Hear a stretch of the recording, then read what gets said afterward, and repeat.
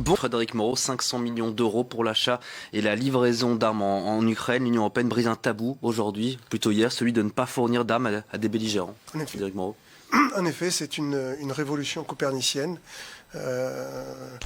Trump l'aurait rêvé, l'OTAN l'aurait souhaité, Vladimir Poutine a réussi à le faire, convaincre les Allemands de s'intéresser à la défense, convaincre l'Union européenne de donner son feu vert à des exportations d'armement, c'est une révolution, c'est un séisme. Il y aura un avant et un après. J'étais très intéressé par la conversation qui venait juste de se tenir. Je ne voudrais pas réconcilier les deux points de vue, mais je donnais simplement ma reformulation des choses. C'est-à-dire qu'en réalité, chaque puissance, la Russie d'un côté, l'Union européenne de l'autre, utilise ce que moi j'appellerais les leviers de sa propre puissance. Bon. Il y a de multiples leviers de la puissance, économique, culturelle, etc. On peut les regrouper, à mon avis, en trois grands leviers. Le levier diplomatico-militaire, que je qualifierais de levier classique régalien, le levier économico-financier, budgétaire, que l'on connaît bien, et puis un troisième levier qu'on oublie souvent, qui est le levier du soft power, qui est le levier de l'attraction culturelle. Bon. Et on voit bien que, par exemple, par opposition à une puissance complète, qui maîtrise les trois leviers de la puissance, les États-Unis, qui est à la fois une puissance que l'on aime parce qu'elle est attractive, qui est forte parce qu'elle est militairement puissante et diplomatiquement aussi, et qui a évidemment une grande puissance économique, eh bien, l'Union européenne et la Russie sont des puissances incomplètes. Et chacun joue avec le levier qui est le plus fort. La Russie joue avec le levier militaire et l'Union européenne joue avec le levier économique.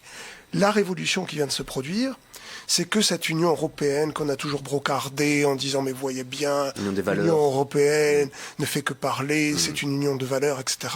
Là, tout d'un coup, elle se met à utiliser son levier économique comme une arme de guerre et elle bascule dans le champ du militaire. C'est fondamentalement une révolution, une évolution conceptuelle. Au fond, il y a quelque chose de fondamental qui vient de se produire, qui est le rapport de l'Union européenne entre la force et le droit.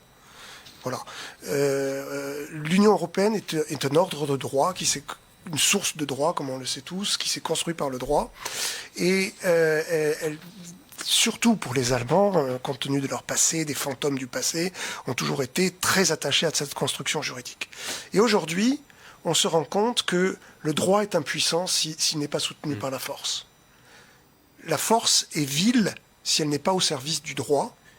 Ça, c'était la leçon qu'ont retenue les Allemands de la Seconde Guerre mondiale, à juste titre. Mais le droit est impuissant s'il n'est pas soutenu par la force.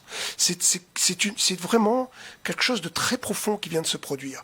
Toutes les valeurs que l'on prétend, le drapeau européen, nos amis ukrainiens, et j'ai une pensée très émue pour eux, ils se battent avec le drapeau de l'Union européenne. C'est quelque chose de jamais vu. Ils se battent pour défendre nos valeurs. Nos valeurs. Pour tenter malgré tout oui, de pointer du doigt les exactions commises, les bombardements qui touchent les civils sans faire de différent avec les militaires. C'est impératif, surtout pour le volet pénal, sur la Cour internationale de criminels de La Haye. Alors évidemment, les moulins de la justice mouent lentement, mais ils mouent sûrement. Regardez ce qui s'est passé en ex-Yougoslavie, où il y a quand même eu des condamnations de gens qui disaient mais non, il n'y a pas de génocide, etc. Donc oui, bien sûr qu'il faut le faire. Ça va pas, c'est certain, ça va pas donner de résultats tout de suite. C'est la justice. Il faut documenter les crimes de guerre. D'après ce que l'on voit, il est évident qu'il y a des crimes de guerre. C'est une question intéressante que vous avez posée sur pourquoi des armes nucléaires en Biélorussie.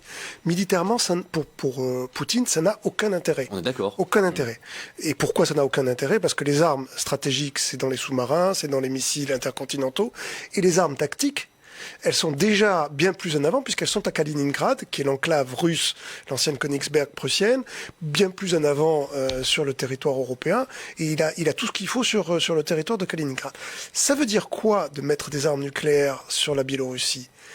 Ça veut dire il fait de la Biélorussie une cible.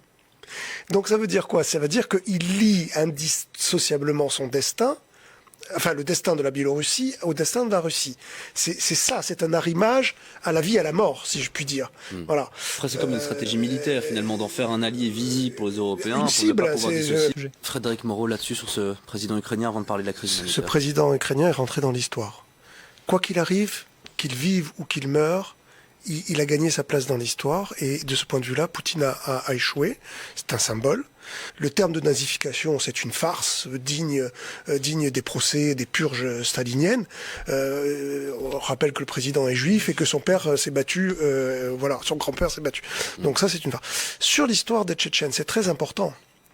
Parce que ce qui est en train de se passer, pour comprendre bien, si on essaye de se mettre un petit peu dans la psychologie des uns et des autres, des Russes et des Ukrainiens, c'est un petit peu comme s'il y avait une guerre entre les Français et les Belges. C'est ça qui est en train de se passer. Et qu'un président français dise il faut attaquer la Belgique parce que c'est des nazis, etc. Enfin, c'est à peu près de cet ordre-là, quoi. On est en plein délire paranoïaque. Bon, et alors à un moment donné, les soldats français diraient non, mais attendez, on va pas tirer sur les Belges, ça n'a pas de sens. Et c'est pour ça qu'il fait intervenir les Tchétchènes.